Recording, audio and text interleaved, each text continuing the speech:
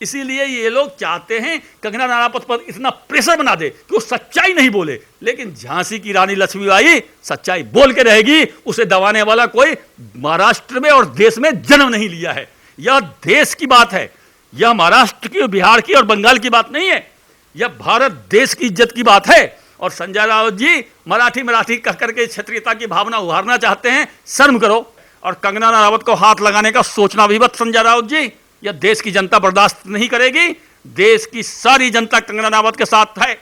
कंगना रनावत है नाम समय का, करवट का, अंगराई का। सुन लो, कंगना रनावत है नाम समय का, करवट का, अंगराई का, भूचाल बवंडर के ख्वाबों से भरी हुई तरुणाई का। इसलिए सोचना भी मत हाथ लगाने के लिए, सावधान हो जाओ। इसलिए अभी भी समझ जाइए गैंग वालों, और कंगना रनावत के समर्थन में आ जाओ। यदि कंगना रनावत के ऑफिस में हाथ लगाया गया तो देश में बवाल हो जाएगा। संजय राउत जी, आप बच नहीं पाओगे। नमस्कार दोस्तों, स्वागत है आपका यूथ मीडिया टीवी पर। शिवसेना को आखिर पता नहीं क्या ऐसी दिक्कत आ गई है कंगना रनौत से कि उनके ऑफिस पर अब ऑफिस को तोड़ने की कोशिश करी जा रही है। बीएमसी भेजी गई है, वहां पर ना कोई नोटिस भेजा गया, ना वहां पर किसी को इन्फॉर्म किया गया। बेवजह एक अपनी भड़ास निकाली जा रही है कंगना रनौत के प्रति। रिया को, जो रिया का सच है उसको मीडिया उठाकर ला रही है जनता के सामने, तो बॉलीवुड वालों को दिक्कत है। उनको यह लग रहा है कि टीआरपी के लिए कर रही है मीडिया। इन्हीं सब मुद्दों पर बात करने के लिए हमारे साथ मौजूद है सतीश झा जी।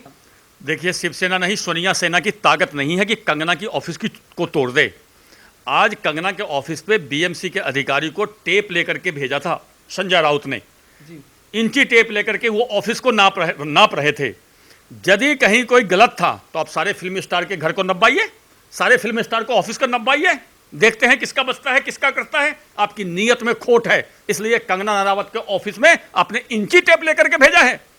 कंगना रनावत में झांसी की रानी लक्ष्मीबाई की आत्मा प्रवेश कर चुकी है। आप लोगों को एक एक करके बदला लेगा। वह दिन दूर नहीं जब खान गैंग को लोगों को बोला जाएगा कि घर में घुस के रहो, नहीं तो कंगना रनावत आ जाएगी। सो जाओ रात में, यदि नींद नहीं आएगी, नहीं तो कंगना रनावत आ जाएगी। कंगना रनावत का नाम सुनते ही ये खान गैंग घर में सो जाएगा, संजय राउत घर में सो जाएगा। झांसी की रानी लक्ष्मीबाई को छेड़ने की कोशिश मत कीजिए संजय राउत जी। जिस दिन झांसी की रानी लक्ष्मीबाई अपने पर आ गई, आपको मुंह छुपाने का जगह नहीं मिलेगा। कहते हैं ना, बुंदेले हर बोलों के मुख हमने सुनी कहानी थी, खूब लड़ी मर्दानी वो तो झांसी वाली रानी थी। ये झांसी वाली रानी है, ये 9 तारीख को आ रही है। Y+ श्रेणी की सुरक्षा उसको मिल चुकी है, भारत सरकार ने दी है। आप उसका बाल बाका भी नहीं कर सकते हैं। खिसियानी बिल्ली खम्भा नोचे, आप उसके ऑफिस को इंची टेप से नब्बा रहे हैं। और आज ही नब्बाने की आपको क्या जरूरत पड़ गई? जब कंगना रनावत देश रिया के मौत पर सवाल उठा रही है, ये ड्रग गैंग पे सवाल उठा रही है, तब आप उसके ऑफिस को इंची टेप से नंबा रहे हैं। ये आपकी कमजोरी दिखाती है। और सोनिया सेना को शर्म से डूब मरना चाहिए। पूरे देश में चुनाव लड़ती है सोनिया सेना, लेकिन आज चुप बैठी हुई है। कंगना रनावत पर जुल्म हो रहा है, आज चुप बैठी है। ये जितने बॉलीवुड के बड़े बड़े स्टार हैं, किसी बात पर पर्ची लेके आ जाते हैं, इनकलाब जिंदाबाद करने आ जाते हैं। सेकुलर गैंग, फर्जी गैंग, आज इनके मुंह पे टेप मार दिया गया है। कंगना रनावत के पक्ष में एक भी ट्वीट करने की इनकी हिम्मत है? ये जितने बड़े बड़े कलाकार हैं, शर्म से डूब मरो। तुम ही लोग हो जो वो सेकुलर गैंग पर किसी पर आफत आती है तो इनकलाब जिंदाबाद करने लगते हो। आज देशभक्त नारी पर आफत आई है, तुम बोलते नहीं हो, शर्म से डूब मरो तुम। आज कंगना रनावत के साथ पूरे फिल्म उद्योग को खड़ा होना चाहिए। और मैं आपको बताता हूं, ये संजय राउत और सोनिया सेना की हिम्मत नहीं है कि हाथ भी लगा दे कंगना रनावत के ऑफिस में या घर में। जी। मणिकर्णिका नाम है उनके ऑफिस का। मणिकर्णिका पर हाथ लगाने वाला का हाथ काट लिया जाएगा। जो कंगना रनावत को नाजायज परेशान करेगा, उसकी हाथ काट ली जाएगी। इतनी देश में किसी की हिम्मत नहीं है कि कंगना रनावत पर हाथ लगा दे। और कंगना रनावत ने यह कभी नहीं बोली है कि बंबई पाक अधिकृत कश्मीर, ऐसा नहीं बोली है उसने। झूठ बोल रहे हो तुम लोग। कंगना रनावत ने यह बोली है कि जिस तरह मुझसे बिहेव किया जा रहा है, बंबई नहीं आने के लिए मुझे धमकाया जा रहा है, उससे मुझे ऐसा प्रतीत होता है जैसे मैं बंबई नहीं पाक अधिकृत कश्मीर जा रही हूं। यह बोली है। तुम झूठे हो, दुष्ट हो तुम लोग। तुम झूठे किसी नारी का चरित्र हरण करते हो और हिम्मत है तो हाथ लगा के देखना। यदि एक कंगना रनावत के ऑफिस पे हाथ लगाई तो तुम लोगों के जितने गैंग के ऑफिस है ना, कोई नहीं बचेगा, याद रखना, कोई नहीं बचेगा। मैं आपको बताता हूं, संजय राउत जी, जब नाश मनुष्य पर छाता है पहले विवेक मर जाता है। संजय राउत जी, आपका विवेक मर गया है। आपने शिवसेना को सोनिया सेना ही बना दिया। बाबा साहब ठाकरे की आत्मा रोती होगी। कहां शिवाजी महाराज का मराठा और कहां ये संजय राउत आ गए पिद्दी जैसा, जिन्होंने बेइज्जती करा दी महाराष्ट्र की। महाराष्ट्र में नेता है राम कदम, देवेंद्र फडणवीस, नारायण राणे, सब कंगना रनावत के साथ हैं। एक आप ही जो देश के साथ गद्दार है, वही कंगना रनावत के साथ नहीं है। जो देशभक्त है सब कंगना रनावत के साथ है। जी जी जी। अब तो वाई श्रेणी की सुरक्षा भी मिल गई है कंगना रनौत को, और उन्होंने पहले ही बोला था कि एक एक बॉलीवुड वाले की वो पोल खोल के रख देंगे अगर उनको सुरक्षा मिली। ड्रग माफिया की पोल खोल के रख देंगी अगर उनको सरकार सुरक्षा देती है। आज की रानी लक्ष्मीबाई को सुरक्षा मिल चुकी है, तो क्या लगता है कि ये होगा? अब 9 तारीख को कंगना पहुंच रही है मुंबई। एनसीबी को जाकर के सारे पोल पट्टी बनाएगी कि कौन ड्रग लेकर चलाता है, कौन गैंग है, कौन प्रोड्यूसर है, कौन ये महेश भट्ट के चेले चपाटे हैं, सबका नाम बताएगी कंगना रनावत। और कहां कहां से ड्रग लाते थे सब बताएगी। और इसी डर से ये लोग चाहते हैं कंगना रनावत मुंबई नहीं आए। इन लोगों के पास डर किस चीज का है? डर है कि कंगना रनावत हम लोगों को पोल पट्टी खोलेगी। सारे बड़े बड़े फिल्म स्टार उसमें फंसेंगे, पॉलिटिशियन फंसेंगे। जो पॉलिटिशियन और फिल्म स्टार का नेक्सस है ड्रग में, पैसे के लेन देन में, कंगना रनावत सबकी पोल पट्टी खोलेगी और ये सब फंसेंगे। इसीलिए इन लोगों के अंदर में डर बैठ गया है। ये चाहते हैं किसी तरह कंगना रनावत नहीं आए मुंबई, लेकिन केंद्र सरकार ने उसे वाई श्रेणी की सुरक्षा दी है और कंगना रनावत 9 तारीख को जरूर आएगी। और शुक्र मनाइए संजय राउत जी, अभी कोरोना काल चल रहा है, नहीं तो मुंबई के हवाई अड्डे पर कंगना रनावत का स्वागत करने के लिए लाखों की भीड़ जुटती, आपको आंखें फटी की फटी रह जाती। ये कोरोना के चक्कर में आप समझ लीजिए वहां भीड़ नहीं जुटेगी, नहीं तो लोग वहां नारा लगाता कि मुंबई की एक फिल्म उद्योग की एक ही मर्द कंगना रनावत, कंगना रनावत। लेकिन संजोग है कि कोरोना है, इसलिए आपकी इज्जत बच गई, नहीं तो आपकी इज्जत मिट्टी में मिल जाती, धूल धूसरित हो जाती। संजय राउत जी, आपकी हिम्मत नहीं है कंगना रनावत के ऑफिस में और घर पर हाथ लगाने का। आप इस भ्रम में मत रहिए, ये ताकत आपके पास नहीं है। शिवसेना रिया चक्रवर्ती को बचाना चाहती है, उसके लिए जितने जायज नाजायज वो काम कर सकती है वो सब काम कर रही है। अभी अभी रिया चक्रवर्ती बांद्रा पुलिस स्टेशन में है और सुशांत सिंह के बहन के विरुद्ध एफआईआर लिखवा रही है और थाने का गेट बंद कर दिया गया है, किसी और को घुसने नहीं दिया जा रहा है। हम आप यदि बांद्रा थाने में जाए तो पहले तो घुसने नहीं देगा, घुसने देगा तो एफआईआर नहीं लिखेगा। लेकिन उसे पता नहीं है, ये संजय राउत गैंग सोनिया सेना को पता नहीं है कि सुप्रीम कोर्ट का वर्डिक्ट है कि इस केस में जो भी एफआईआर लिखी जाएगी उसकी जांच सीबीआई ही करेगी।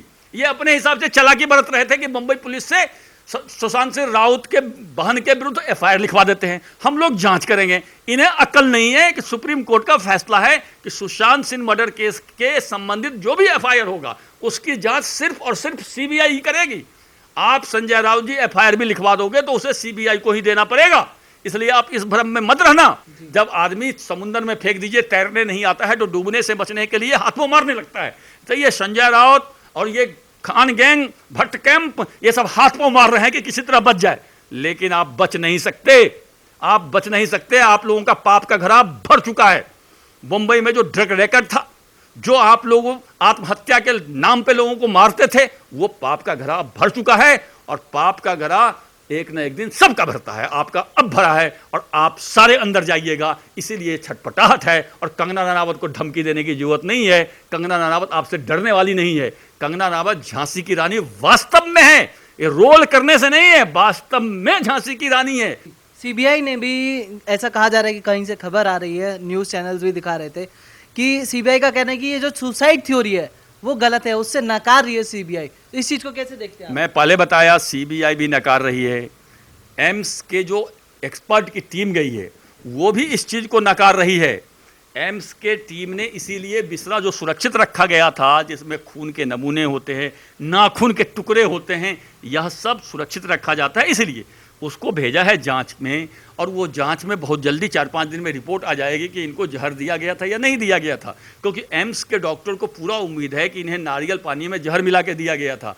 उसकी जांच हो रही है। वो रिपोर्ट जो ही आएगी, वो सारे इन लोगों के जितने गैंग इसमें शामिल थे सब पकड़े जाएंगे, और सब पकड़े जाएंगे ये इन्हें पता है। इसीलिए ये बौखला गए हैं। जब आदमी बौखलाता है तो अनर्गल प्रलाप करता है। ये लोग अनर्गल प्रलाप कर रहे हैं, किसी तरह से अनाप शनाप बोल करके अपने शरीर पे आए हुए बला को टालना चाहते हैं, लेकिन ये बला इनके गर्दन में बंध गई है। अब ये बला टलने वाली नहीं है, और इनका पाप जो है सर चढ़ कर बोलेगा, और ये सारे जेल के अंदर होंगे। कहीं शिवसेना को इस चीज से तो दिक्कत नहीं हो रही कि जो बेबी पेंगुइन है वो फंस जाएगा इस केस में पूरे में? तभी क्योंकि रिया ऐसा बड़ा मोहरा नहीं है, ऐसा बड़ा चेहरा नहीं है जिसके लिए पूरी मुंबई पुलिस उसको बचाने में लग जाएगी या शिवसेना बचाने अरे में भाई, रिया का तो कोई मतलब ही नहीं है यहाँ पे। मैं बार बार आपको बता रहा हूँ, रिया तो एक मोहरा है। रिया एक बिस्कन्या थी, रिया एक जासूस थी जिसको यूज किया जाता था। यूज करने वाला कोई और है। मैं पहले भी बताया हूं कि रिया को तो खुद बोली है कि 17,000 रुपया महीना मुझे किस्त देने के लिए पैसे नहीं है, लेकिन 17 लाख रोजाना की वकील रखी हुई है रिया। रिया के पास अभी देखिए कैसे कैसी गाड़ी पे चलती है। जिसको 17,000 रुपया महीना किस्त देने के लिए पैसे न हो, वो इतनी बड़ी बड़ी गाड़ी पे चलेगी, 17 लाख रोजाना की वकील रखेगी, इसके टीवी चैनल को मैनेज करेगी। जिसके पास 17,000 रुपया महीना पैसे देने के लिए नहीं है, वो टीवी 3-3 टीवी चैनल को मैनेज कर चुकी है। विदेश में इसके पक्ष में जुलूस निकल रहे हैं। ये कोई फाइनेंसर है। आप इतना क्यों नहीं समझ रहे हैं? इसके पीछे कोई फाइनेंस कर रहा है, और फाइनेंस कौन कर रहा है? जो इसको यूज किया है वो फाइनेंस कर रहा है। रिया चक्रवर्ती को तो पकड़ना बहुत छोटी बात है, पकड़ना इसके फाइनेंसर को है। और फाइनेंस कौन कर रहा है? फाइनेंस यही राजनीतिज्ञ कर रहे हैं, यही जो फिल्म उद्योग के गैंग हैं वो कर रहे हैं।